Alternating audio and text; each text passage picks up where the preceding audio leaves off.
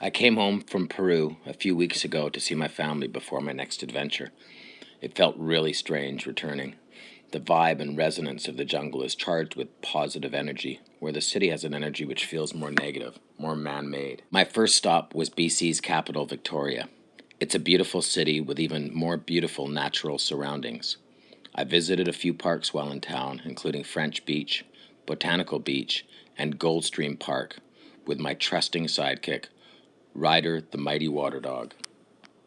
It was a real blessing to have all of this beauty around me when I got to Victoria. After having spent so much time in the natural beauty of Central and South America, I've got a much greater appreciation for what is around us in our own backyard.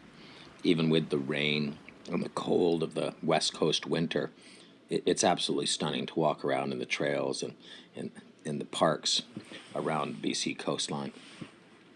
I was here, though, to reconnect with my son who goes to University of Victoria. Again, fantastic to reconnect there, and I feel I'm able to do so at a much deeper level, having gone through some of the things I've gone through on the road. Vancouver Island seems to have a different feel than the mainland does out in BC. I don't know if it's the ocean air, the different culture of Victoria as opposed to Vancouver, but it somehow feels more vibrant, more alive with natural beauty and just the energy. Though I wasn't able to reconnect with a ton of my friends when I got back, those few that I did get to reconnect with, I felt I was able to communicate at a different level, certainly being more aware of the relationship, more aware of how I come across than I did before I left. I couldn't have picked a better way to reconnect with my hometown, with British Columbia, than to spend a few days here on the island. Between walking with my dog through the trails and spending just some time alone with my son and a few of his friends was a great way to get back into life here. So after a few days in Victoria, I went back to the mainland, stopped in at my home in Langley. Unfortunately, got sick. Got to remember what it really feels like to have winter in Vancouver, lay in bed for a few days with a fever and aches and pains. I quickly then embarked on about 1,000-kilometer drive to visit my sister in Canmore and my daughter in Sylvan Lake. It's a beautiful drive through the interior of BC, stopping in the Shuswap, driving through Revelstoke, through Golden, into Canmore and Banff. Lots of time to sit in the car and think about what I've experienced on my travels, but also what it's felt like to come home. I was eager to see my sister in Canmore. I haven't seen her often enough over the years, and I feel I'm able to reconnect now probably a little better than I have in the past. So we spent not long, but a really nice visit in Canmore, and she showed me around her beautiful town, the mountains around the city. I had planned to stop and ski along the way on my trip, but I was just too tired from being sick for the last few days. There's so many amazing places to ski in BC. Anywhere you stop for the night, there's a ski hill within an hour or two. As I got closer to Canmore and Banff, the weather started to clear, and the natural beauty of the surroundings really showed itself. Coming into Canmore, I had a day and a half of beautiful sunshine, and just had an amazing visit with my sister.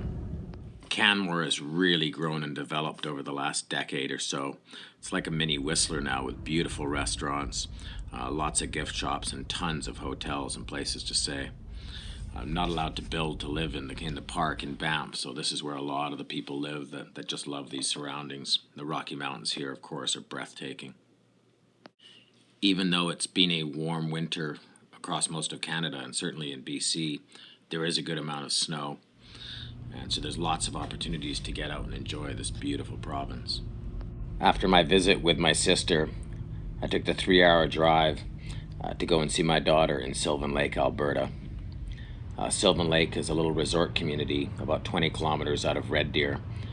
It's got a great lake for ice fishing, certainly water skiing, and lots of summer activities as well as golf. So lots to do there. It's a great little community. And it was really, really good to see my daughter.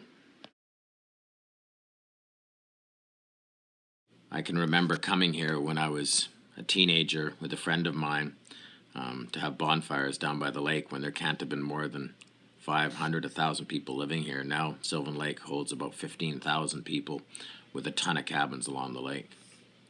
I drove home through Rocky Mountain House down to Lake Louise, which was just a beautiful drive. Gave me some time to reflect. Coming home's been wonderful after the first part of my journey, but it's also been really challenging. The feelings of responsibility, materialism, and expectations come flooding back in. It's a stark contrast to the feelings of calm and clarity that one finds when backpacking, and the only big decisions that fill your day are where to sleep and where to eat. On the last day of my trip to the interior, I got a chance to ski at Silver Star in Vernon with some old friends. Really good to get out on the slopes. I haven't skied for a while, so it was nice to get a little activity and enjoy the province a little more physically. I'm really looking forward to the next part of my journey. I feel like I need some more time to chill and find myself. So where do I go next? Even though BC and Canada are beautiful in the winter, it is really cold here after spending 2.5 months in the heat of the jungle. So I'm going to have to think about where I'm going next.